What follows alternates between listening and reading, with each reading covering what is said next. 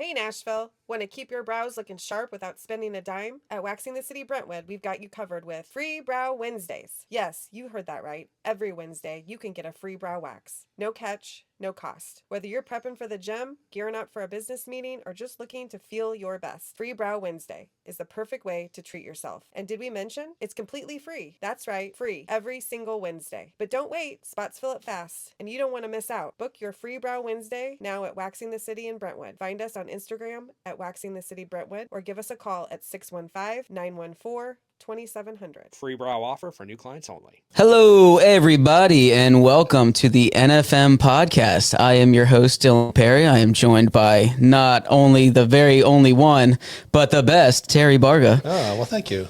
And nicely done, by the way. Yeah, I fumbled on that one a little bit. We'll work on it. We are brought to you today by Waxing the City, by Nutrishop from Franklin and the Gulch, and by Optimize You. So definitely check those companies out. We love them and the way that they support this podcast. Today we are joined by Scott Mitchell, and we're going to get a little bit into his story and what he brings to the table today. But first, Terry, how you doing, man? It's been a minute. I'm doing good, and I'm just blown away by your professionalism. Well, I appreciate that. That was wonderful. I was rehearsing in my car on the way here, so I knew you were going to ask me to open. Yeah, always good to have you on the podcast.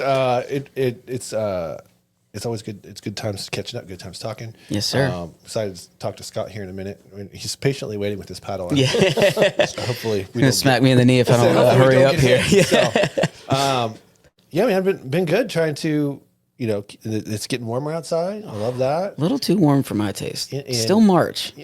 Slow it down, Mother Nature. I think you might get a little bit of a February kick this week. Okay. Because I think it's supposed to get thunderstorms or something. But how did you survive those last thunderstorms? Yeah? I was in Maryland, so we were fine. Yeah. I got about 13 calls from the National Weather Service, and then I texted some friends, and they're like, "It's just raining. It's it's not that bad." Classic so, yeah, classic. What's going on in Maryland? One of my really good friends was getting married, so just back home to do that and spend a little time in DC, which is always fun. So nice little quick trip. And what's going on over at Pro Vida? Oh, we are just trudging along.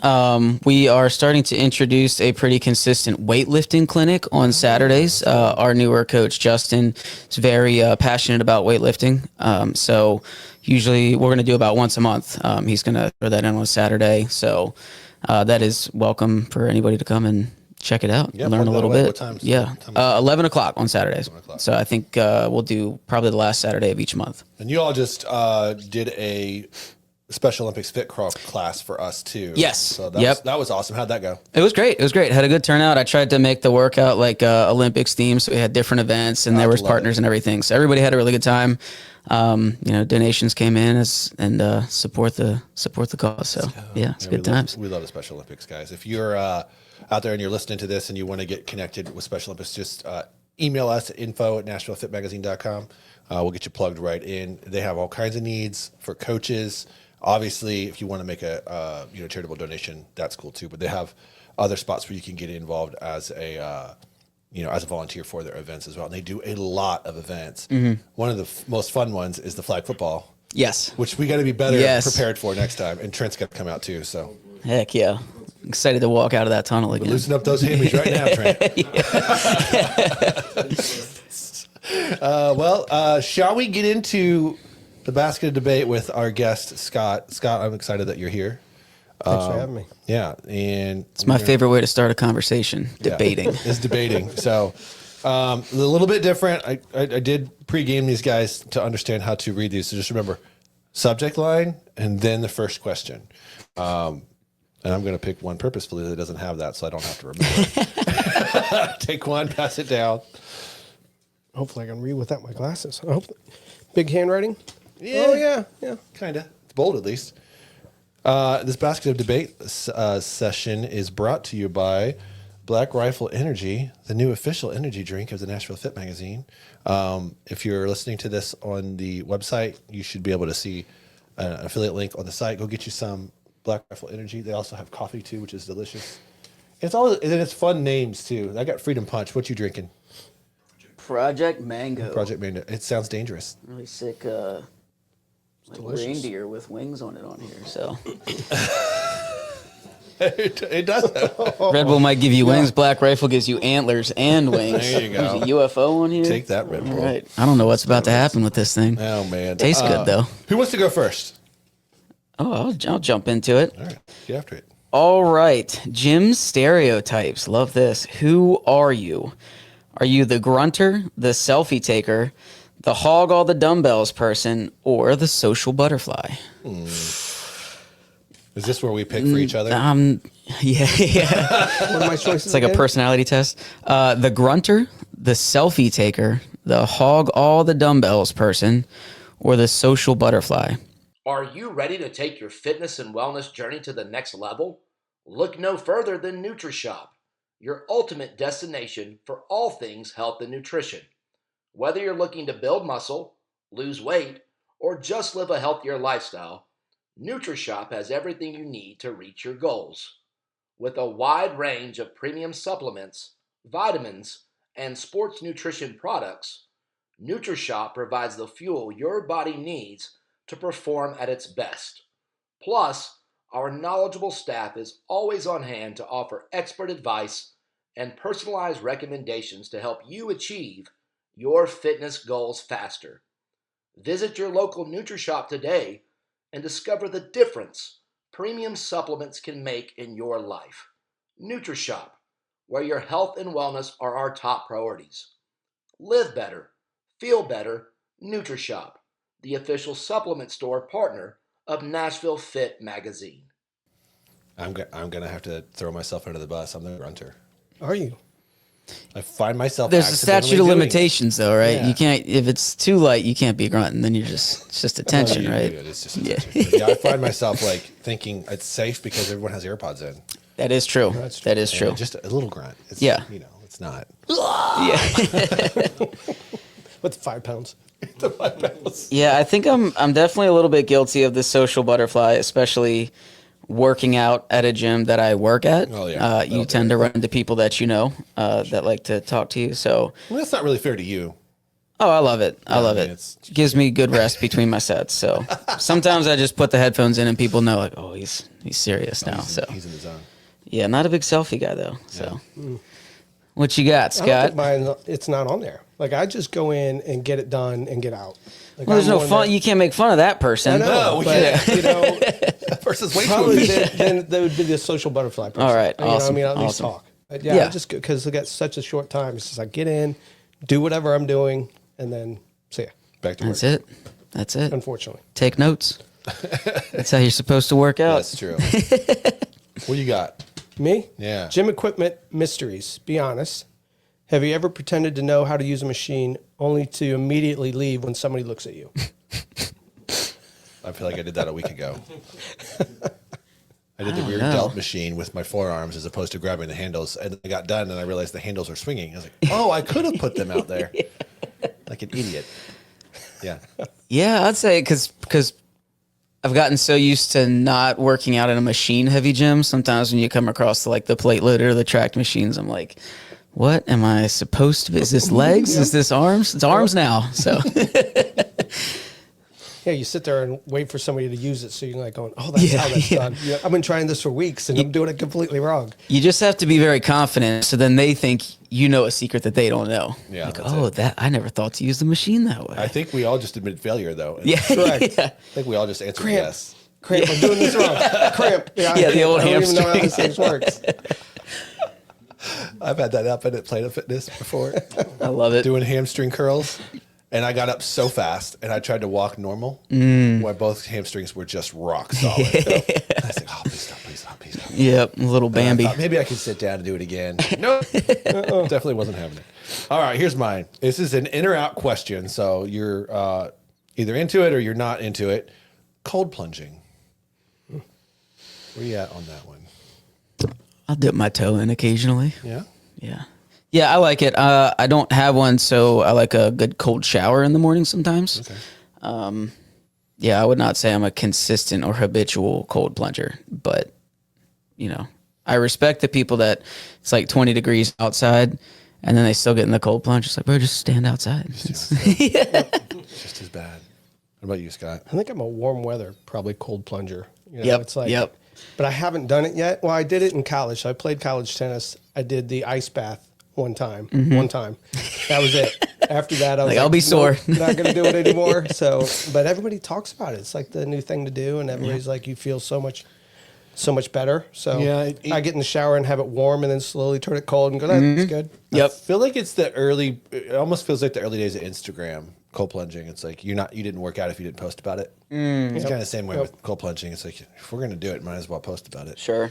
Yeah. That being said, I have the same relationship. It's like, I'll do it if I'm in a social setting with others, but I don't love it. But I have this thing where I have to do what's good for me. It's just burn into my brain. Sure. So that makes me overcome my hate for cold. And I really hate cold. Yep. I do like if I go on a hike and there's like a lake or a creek and it's very cold, I do enjoy that. Yeah. Because then it's like the connecting with nature kind of.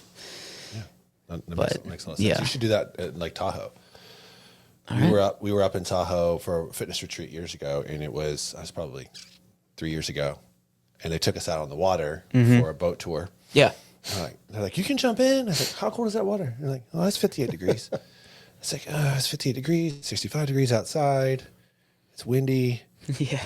but it's Tahoe. Yeah. Exactly. So have to. we jumped in, me and my the guy I was doing the retreat with, and it was so cold that we couldn't scream, Yeah. Wow. and we wanted to scream, Yep. but it's either scream or breathe, and the breaths were too short. And Yeah. Well, I guess there's a breath work too Oh yeah, as well. Yep. Which, Yep. which I did not practice before I jumped in. I just went for Pulled it. up a Wim Hof YouTube video real Yeah, quick, just and you're like, went I for got it. this. Yeah. But I was warm the rest of the day after that. Oh yeah. Yeah. Because that's the coldest that, that shock does something for the body. So, well, without any further ado, Scott, let's get into your story. Let's get into why you're here. So, tell everybody about who you're here representing, and then we'll go from there. Yeah, so I'm here with Sensa Padel. So we're the first paddle club in Tennessee, right here in Nashville. We're down in the Germantown area, but most people don't even know what paddle is. So most people that come by and they're Guilty. like, hey, this is pickleball. We've had people that come out with pickleball paddles, tennis rackets, soccer balls. People come up and go like, hey, we're here to play pickleball, but your courts look weird. So it's all about education right now. But it's great to be in Nashville. We just moved here almost a year ago. So Perfect. And you moved from. we were in Florida. We spent a year in Memphis. So I helped open up a large tennis facility there. And then when that was winding down, it was a perfect timing. And they called and reached out and said, hey, we know you manage large tennis facilities. Would you be interested in managing paddle? And I was like, oh, I love paddle.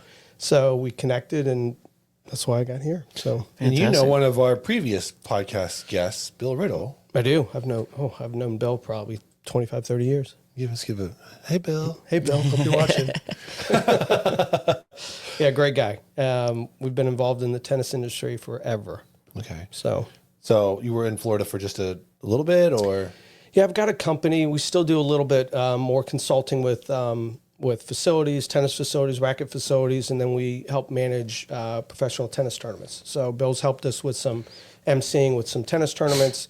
I was in Florida in the Gainesville area for about 5 years. Just needed to be close to an airport so I could get in and around things. But my wife is born and raised in Florida, so we were in Michigan before then, and she was like, "It's 30 degrees below zero." She's like, "I had enough." So we moved down there and just kind of did the business thing and did the more tournaments and consulting through the pandemic, which was the crazy part because people were reaching out going, like, what do we do? I'm Like, bored. are we shutting down. Well, the facilities, the players were bored, but the club management, like, what do we do? Because we can't Right. have people here. Sure.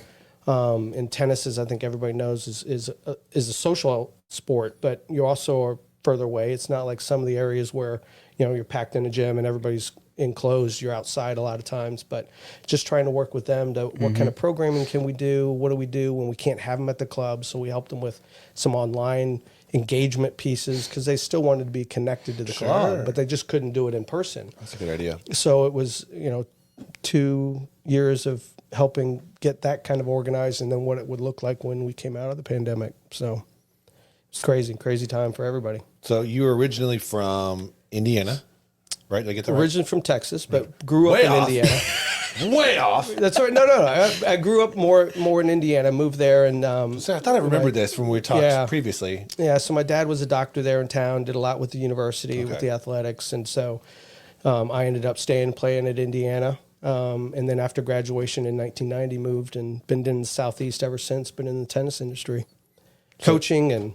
Did you grow up playing tennis, or did you? I did. Okay. Yeah, and as you can tell by my size, my first love is basketball.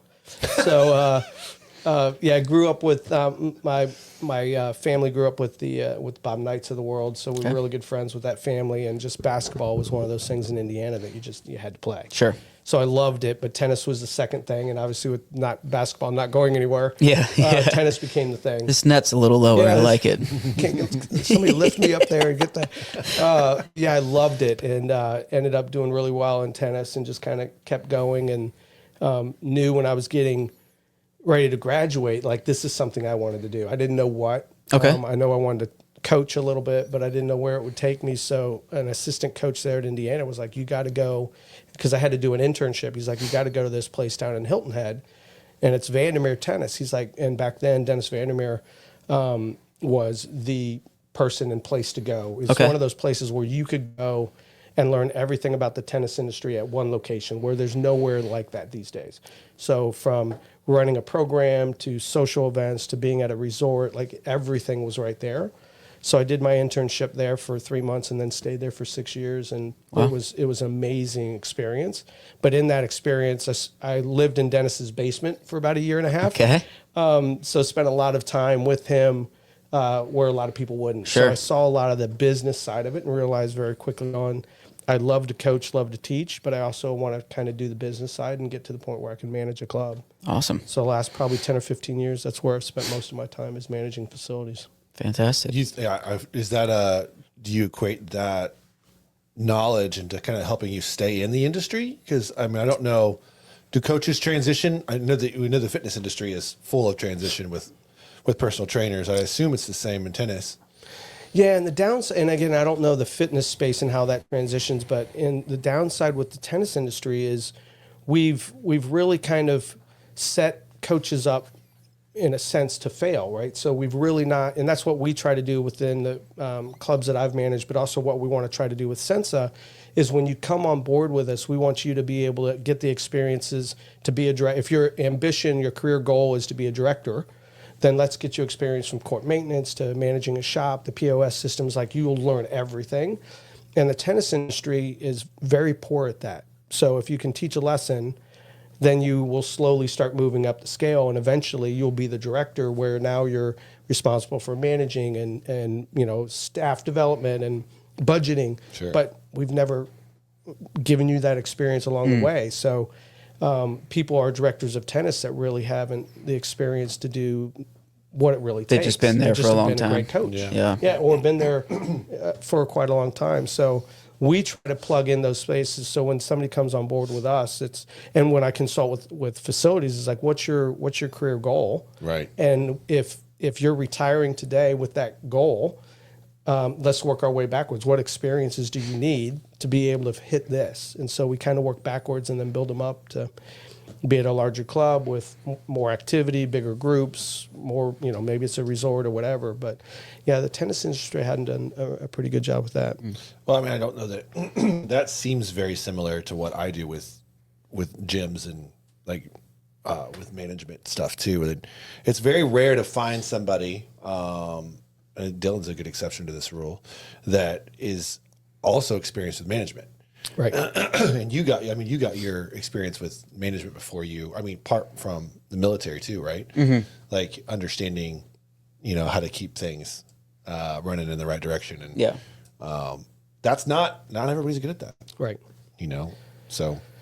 It's a whole, managing people and just understand the back end of a business or whatever it be is a whole different animal than just being able to help you with your fitness or your strokes or whatever it would be. I've always had a problem with the delegation aspect of it.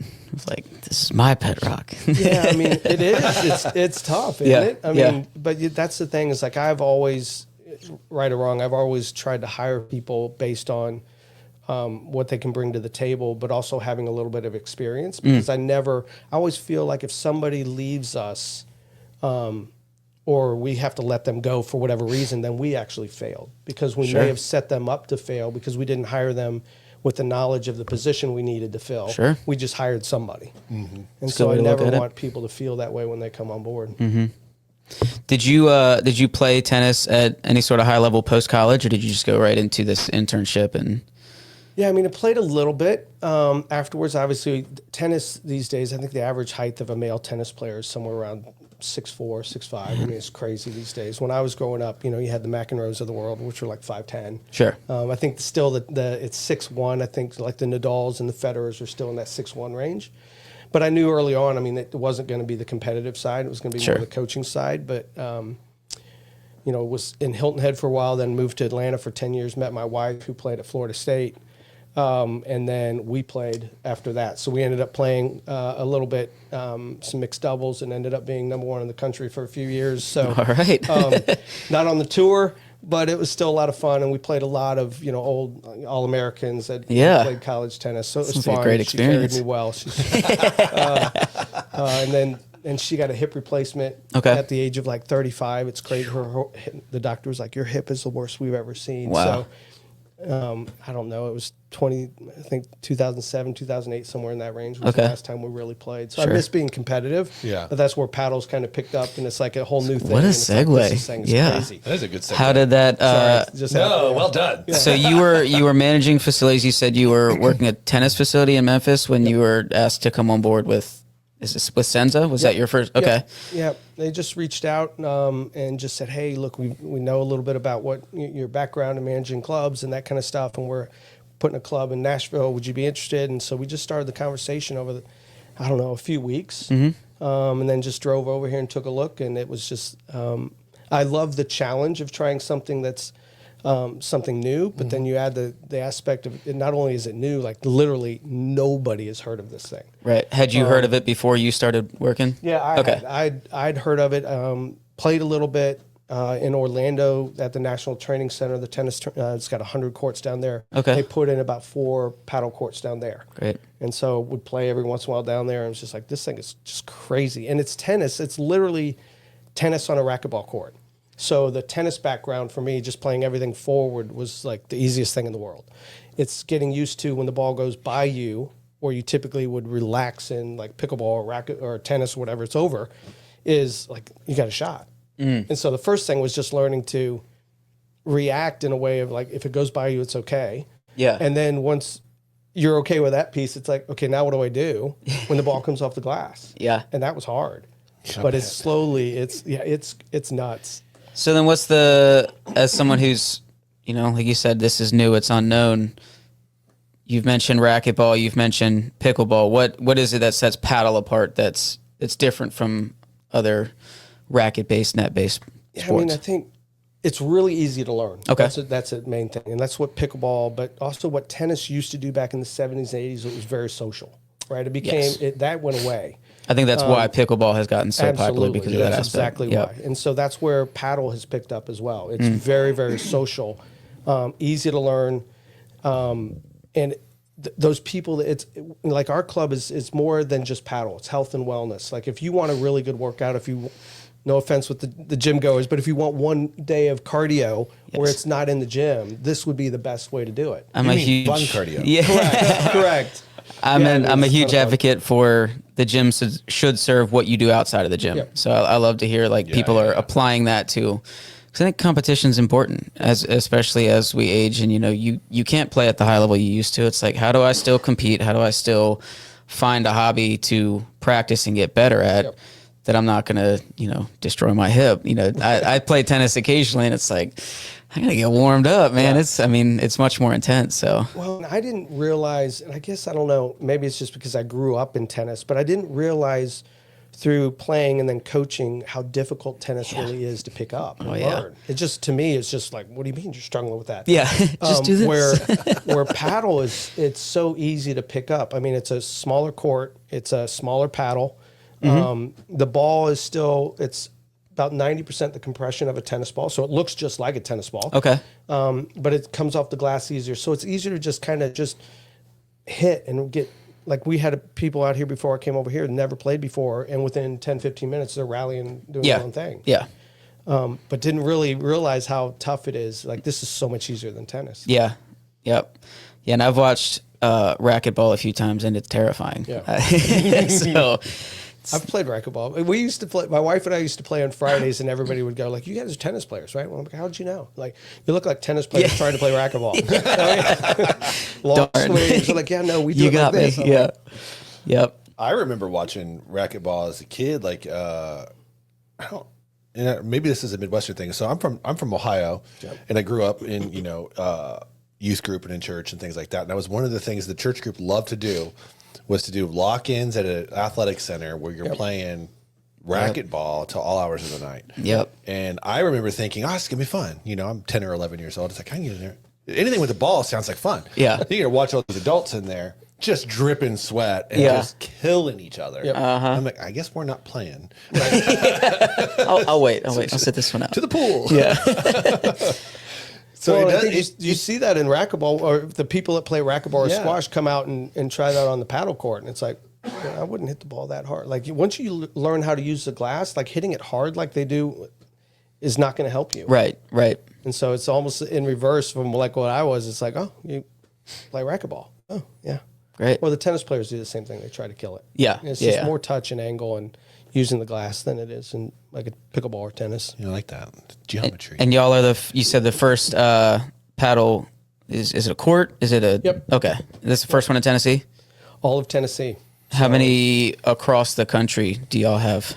It's tough to say. I think right now there's about 400 to 500 courts that are Oh, here in the okay. US, so Wow. it's brand new Yeah. to the U.S. But it started in Mexico back in the late 60s. All right. And the guy wanted to put a tennis court in the backyard, didn't have enough room, so he built this and put some walls around it to kind of keep the balls in, and very quickly started to use the walls. Yeah. And then friends came visiting from Spain and Argentina, which is huge over there. You go to Spain, it's like coffee shops. It's on every corner. They got 30,000 courts in Spain now. Jeez. Italy's the next one, Argentina, Spain, but it's everywhere in Europe. Well, you go to Miami right now, it's everywhere in Miami. Yeah. So it's growing quickly. They think in the next 5 to 10 years, we'll have about 30,000 courts. They think in about 10 years, it'll pass pickleball for sure. Okay. So it's growing so fast, but there's not that many courts. So people, like even people that are living in New York and Miami are like, yeah, we just started hearing about this. Mm-hmm. But here in town, the toughest thing is the education. Yes. Because nobody's even heard of it. Yeah. So it's not like, oh yeah, I've heard of it. And then you kind of work through that. It's literally like you get them out there and again, they come with their pickleball paddles and just kind of showing them how to hit it, but they'll pick it up like that. Yeah. I think that's probably part of the reason pickleball has gained the popularity is because you can just go set up on a tennis court, whereas this sounds like you need a specific facility for it. Yeah, and that's the other. And don't tell the tennis facilities, but that's one of the other reasons that pickleball took off, because it was easy to just plop it right down on a tennis court. Yeah. Which is why there's a little conflict between the tennis players and the pickleball. I'm players. more of a tennis player, so I hear the little. You're safe. I'm like, get out of here. That's one of the first things they asked us when we were putting our courts in. They're like, please tell us this isn't pickleball. Yeah. They're like the noise, because the office tower is right there. Oh, yeah. They're like, it would just drive us nuts. Yeah, I remember reading about like neighborhoods complaining. It's like it's just all hours of the day. Yeah. Yeah, there's not much noise with this since it's a tennis ball and it's enclosed. Yeah. With the glass, so that helps muffle it a little bit. Yeah. If you're Is it so? It's 2-person, 4-person, either two or. on two. Yeah, Okay. it's doubles. I mean, you can play singles if you want. I mean, not for competition, but if you Sure. want, we kind of show people how to do it. But the average length of like a tennis or a pickleball point is about 4 shots. Okay. Where paddle is closer to 8, 10. You can go on YouTube and find points that last minutes. Yeah. So you're working. So it's a heck of a workout. So if you're trying to play singles, like you're going to be done in 15 minutes. Totally. Sounds about right. So much more running. Yeah. Oh, yeah. I mean, it goes. Once you learn how to use the glass, the points just last forever. Yeah, that sounds like a great time. Where in Germantown is this facility? So in the Newhoff district, so the old meatpacking district, but we're up there in the middle of the residential and the office tower, so you'd never know, like people aren't walking by yet. They're building a city up there, aren't they? It's Newhoff, gorgeous. yeah. It's such a cool vibe. You got to come and check it out, but you would never just walk right by it. So what is that, second and then Adams and Taylor, so right in between there. Yeah. All right. All right. Yeah, It's just like 4 blocks from that's a stone's throw from 4 or Provita. 5 blocks from Perrysit. So, All right. Awesome. so right over that area. I want to get into a couple of different things, including what's in your lap there with that paddle and why it's different right after we come back from this break. Hey, it's Optimize You. We are a hormone therapy clinic dedicated to optimizing your hormones, enhancing your performance, and accelerating recovery. We understand that feeling normal has become a way of life. It's time to take a step of changing your life.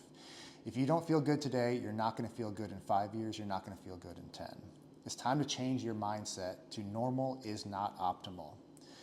By us working with your hormones with a team who specializes in hormone therapy services that are tailored to meet your unique needs, everyone's different, helping you feel better mentally, physically, and sexually. Whether you're an athlete, a busy professional, or anyone looking to enhance their physical and mental well-being, come and start the conversation today with Optimize You. Take the first step by checking out our website, optimizeyoucenters.com, or taking a look at our newest location opening up in March in East Nashville. Before the break, we were talking about this paddle. So explain to us what's in your hand. Why is it different, and how is it different? Yeah, they're really neat. It's really fiberglass. I brought a few of them around just so you all can see them, but there's different shapes, there's different stiffness. It's basically fiberglass then there's foam inside of it, to where the shape makes a difference. If it's more round, you get the sweet spot's more in the middle. Okay. If you start getting more of a teardrop shape or diamond shape, you start getting more of the sweet spots up towards the top. Okay. Oh yeah, look, there you go. You've got some, like yours has a little bit of texture on it. You can see like the Babolat that we brought, it's got a completely different shape up at the top. But usually for most of us, it's going to be the teardrop shape. You're looking for depending on what you like to do. If I like to hit hard, if I like to be at the net and I like touch, then the stiffness of the paddle is going to help. If you like to hit the ball hard, if you're more at the net and you really like to, the bandejas or the overheads, then you want something that's got a little bit more weight at the top to help you, add some pace to it. So maybe it'll kick up over the fence. But they're so different. It's like a tennis racket. So you don't want to just go out, which everybody's doing right now for whatever reason. Maybe it's just me. It's like, oh, I'm going to try this sport tomorrow. So I better go buy something. It's like, but they're so different.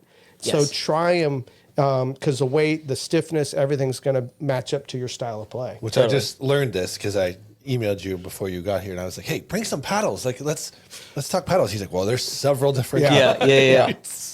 And they're all the different companies from Wilson to Head to Babolat, all of them, they all have really, really good paddles. Yeah. They're all just a little bit different, but they all have roughly the same specs that you want to kind of figure out. But people are like, I love Babolat or I love this, and I want to stick with that model. But they're very different, so you should try them before you just go out and buy something. Great. So, and you were saying the holes are to light. Is it to lighten the paddle, or is it just wind? It's more the wind than anything, but it's, they've done some studies like this one you can see has got a little bit of texture on it. But they've done some studies. It's not like the strings where it grips the tennis ball and really kind of helps you with the spin, where something like this that's not going to do that much to the ball to allow you to get some spin. It's more of the angle of the face when you make contact with it. Gotcha. So you're hitting more flat or underspin with this sport than you would with topspin, like tennis. Mainly because the paddle's shorter, but then the weight is tough for you to kind of hit the top spin. At the really high levels, you'll start to see it come back and they'll hit some top spin, but more flat and underspin. You said the ball is basically, like a tennis ball with a little less tightness to it. So we're not getting as much bounce, or we're getting more bounce? So when it comes off the glass, it's a little bit, it decompresses against the glass and then comes off. Where a tennis ball, because it's so hard, it just ricochets right off the glass right away. So it's really hard to control. Okay. So this is about 90% the compression and size of a tennis ball. Okay. But from a distance, it looks exactly like one. Yeah, I would have not guessed anything if I found this at a court. Yep. Yeah. All right. What I'm hearing is it will also serve a purpose as a trigger point ball. 90% density. There we go. Hey-o. There we go. That's got to be a penalty, right? You can't hold it. That's got to be something, right? Yeah. So, Scott, tell us about Sensa Padel and how it works, like how what people can expect when they go there. Because you've got, was it 6 courts? Yep. So they show up. They want to get like, what's the intro like? Do you guys help people learn how to play the game? What's the equipment situation? Do they have to rent? Like, give us the whole rundown. Yeah, I mean, Sensa is a national brand. So our headquarters in New York. We've got a club in Boston. We've just opened up here in Nashville in October. We've got a couple more clubs in Austin and San Francisco coming up. So they're all very similar in what we offer. But basically, if you are looking to come out, we have memberships. You can do that, but you also can play as you go. We don't want to push the memberships to people right now just because you don't even know what the sport is. Sure. So come out, try it, see that there's a value in it. Our memberships are pretty cool because it's unlimited. You just pay for, $200 for the month and you play as much as you want. You don't have to worry about reoccurring fees. But what we always tell everybody is start basically a welcome class, which is an intro to paddle. You come out for an hour. We'll show you all the basics, what the paddle feels like, the difference in hitting and all that. And then the next step would probably be our Play Paddle Fast, which is a 4-week course where you kind of learn all the different areas from playing the back of the court. How do I come forward? How do I use the serve and the return? And then how do I play off the glass, which is the fun part, but also the hard part. Mm-hmm. And then once you've done that, then you really have the basics to learning how to play. And then we've got open plays, which you can come in. And the cool thing about so paddle is played in doubles, but it's hard to get all 4 of us to go. Yep. So what do I do if there's just 2 of us or just you can go? Which is where the open plays come in. Right. So you just look online. It'll show you, hey, level 2 or level 1's on Tuesday night, 6 to 8 o'clock. You just say, perfect, I'll come. You show up, and we help match you up on the court with people over your level, and you play for a couple hours. Great. $25 for 2 hours. You can't beat that. No, that's great. But it's nonstop. And then we have programs depending on what you're looking to do. If you're a social guy, you just want to hang out and drink some beers and hang out, we've got that. If you want to get better at it, we've got instructional programs, we've got competitive programs, leagues, you name it. So it's really trying to set up pathways because we know everybody's journey is going to be different. Totally. So it's setting up those pathways to kind of help you as you go. Yeah. And so this sport, I mean, does exist at a professional level. Okay. Yeah, it's crazy. It's interesting though because people come out. I guess it's the same thing as tennis, right? You just think, like one of the things, the downfall with tennis was when they came in and said, "Look, we're going to put in shot clocks, not shot clocks, but speed guns." And all of a sudden you start saying, "Oh yeah, they can serve 120, 130 miles an hour," and now everybody starts the sport going like, "I just want to crush the ball." Yeah. Where here everybody comes out with the same mentality. I'm just going to kill the ball. But if you watch the highest level players, which they're doing, the premier paddle will be in Miami this coming weekend. So actually it starts, I think, today or tomorrow. Wednesday.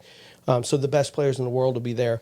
They're not crushing the ball because they want to get to the net. So it's more controlled and making sure my serves be either against the glass or down the tee, and then I want time to get to the net. So they're not crushing it. They're trying to just hit it smooth and move in.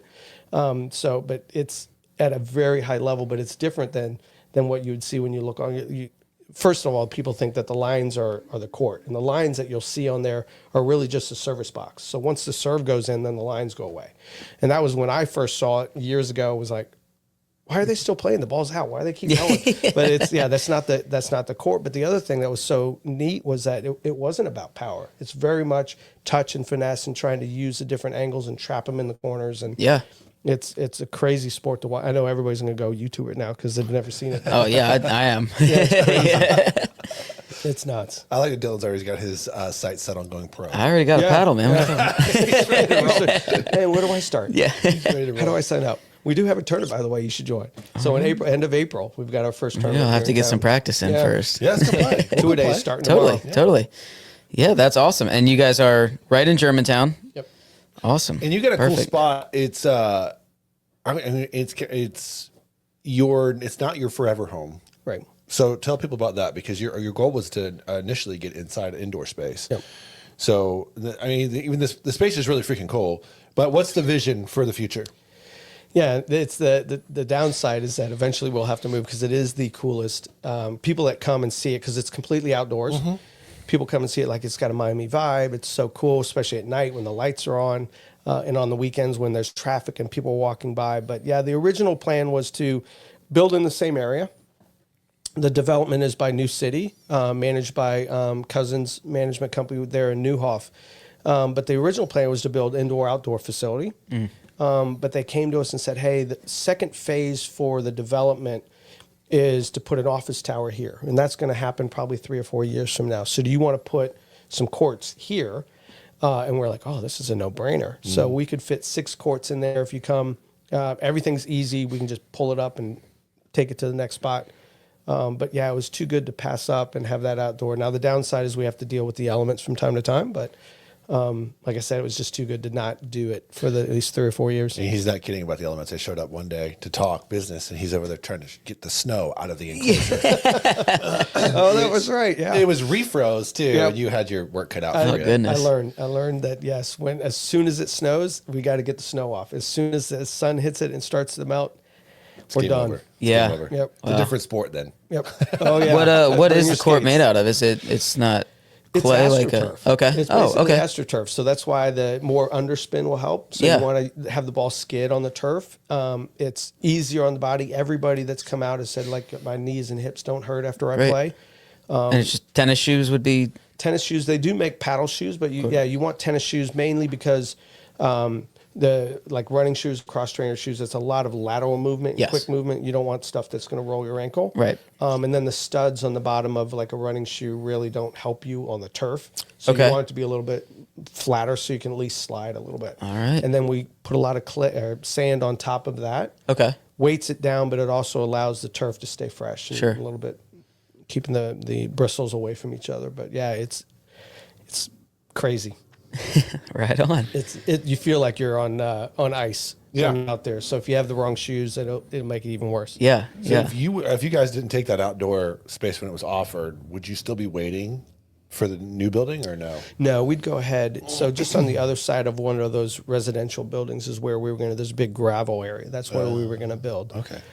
So we'll go wherever they want us. They still want us in that area, but they may come back and say, hey, that area we want to repurpose for something else, but we want you to move over to this area, and we'll do that as well. But yeah, we'll be in that area, which is, I mean, it's, I think it's less than 20% occupied. Like the office tower, the top 5 floors are built out, but they're just waiting for people to move in. The residential, same type thing, but you give it another 6 months, it's going to be crazy down there. Yeah. 20% occupancy. That's unheard of. Yeah. You're just getting going. That's a cool spot over there too. It's right by the river, which is Yep. really cool.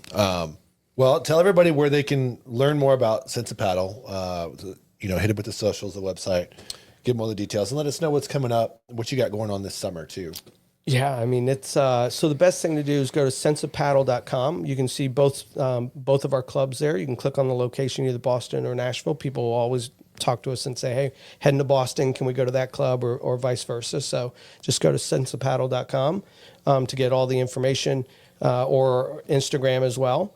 And then a lot of different things. And we've got tournaments coming up. The big thing for us right now is pushing socials and really getting that social atmosphere. So the end of every month, the last Friday of every month, we do Paddle and Pints, where you come out, play, a couple hours of paddle, then we'll have some beers. And a lot of times we go to Monday Night Brewing. We've got, like I said, last night we did the St. Paddle's Day, which was going to be on Writes Saturday. itself. That's perfect. Yeah, it was crazy, so much fun. But you'll see online as well, or our Instagram post, all the different socials, all the different programs. We're trying to add stuff as we go. Like I said, because we know everybody's journey is a little bit different, but at the end of the day, people want to be social, want to meet people, want to hang out with like-minded people. So Sure. we're trying to add those elements to it as well. We had a question from the audience that I would like to pitch to Absolutely. you real I quick. didn't realize we had an Yeah, audience. it's a very quiet audience over there. About etiquette. So, what is the etiquette for Sensa Padel in the sense of tennis? Tennis is a pretty quiet sport, right? You can't move around. So, before we get out there and act like our crazy gym selves and are yelling at each other, Sure. So I'm painting my body. I and got grunting, right? Yeah. Can't wait. Tell us what are the do's and don'ts on the court? There really isn't that much. I mean, the good thing with our club is we have speakers on every court. that was gonna be my question. Yeah, I was gonna say, like if you want to get out there and scream and yell, have at it, because we're not gonna hear you because the speakers are going. But yeah, I think The interesting thing was years ago when tennis started playing music and Agassi was like, oh, this will never go anywhere. And then now you see it everywhere. There's music being played when the changeovers. So I think sports in general is changing the mindset really because we have to change if we're going to keep people engaged in our entertainment sport. value. Yeah, for Yeah. sure. Yeah. And I think with paddle, I mean, it's such a different vibe than anything that I've been a part of that you're going to come out, you're going to be able to do whatever you need to do. If you want to scream and high five, the one thing you don't want to do is don't high five each other with the paddles like you do pickleball because it's fiberglass, so it will break. And people have come up and go, "Yeah, I probably shouldn't have done that." So temper the excitement down a little bit. But yeah, we want you to come out and have a blast. We're always trying to grow what we do. So right now we're looking at the wellness side of it. So we're trying to add cold plunges, maybe some saunas, some yoga, and some whatever we can do to really entice people to come and hang out at a facility that's more than just paddle, centered around paddle, but there's more things to do than just that. Yeah, we're working with y'all too and Magic Sports to come up with a fun little. I'm not going to give the name on here just yet. We're working on an event. Yeah, so it's coming up. It's coming up in the summer. Yeah, so we're excited. You guys you'll learn more here in not too distant future. So, but yeah, I look forward to getting out on the court. And embarrassing myself in front of Dylan. So. We'll get the cameras. There ready always for has you. to be a winner, Terry. It's never me either. You have any more questions you want to jump in with before we close it out? No, I feel excited to try it. Yeah. Love to have you guys. Awesome. Yeah, Scott, you want to leave anybody with anything? No, just come on by. I mean, we've got, like I said, the intro to paddle is probably the best way to start. Yeah. But I think once you've done it and you've played one time, everybody's like going crazy. The people that play pickleball are like, this is the coolest thing we've ever done. And they're hooked. It'll just take you one time and you're going to be hooked. But yeah, come and try it. Tell your friends, come out. YouTube it because you'll start to see some things you're like, oh, okay, I'm definitely going to go try that. Sure. All right. Well, great. Well, I look forward to coming out and playing and humiliating myself for sure. Guys, we appreciate you tuning in for this edition of the NFM Podcast. I'd like to thank our sponsors once again, Waxing the City, Brentwood, Nutrishop, Optimize You, and the good folks over at Black Rifle Energy. Guys, what do you think of your energy drinks, by the way? I'm feeling great. Good? I'm feeling great. Yeah. Do another hour. Yes, I got half a can. Exactly. Well, yeah, after the show, it's for the subscribers only. So. All right, guys, we appreciate you. If you had a good time watching this episode or listening to it, please share it with your friends. And don't forget to like and subscribe. And we'll catch you on the next one. That was easy. Right on. Word.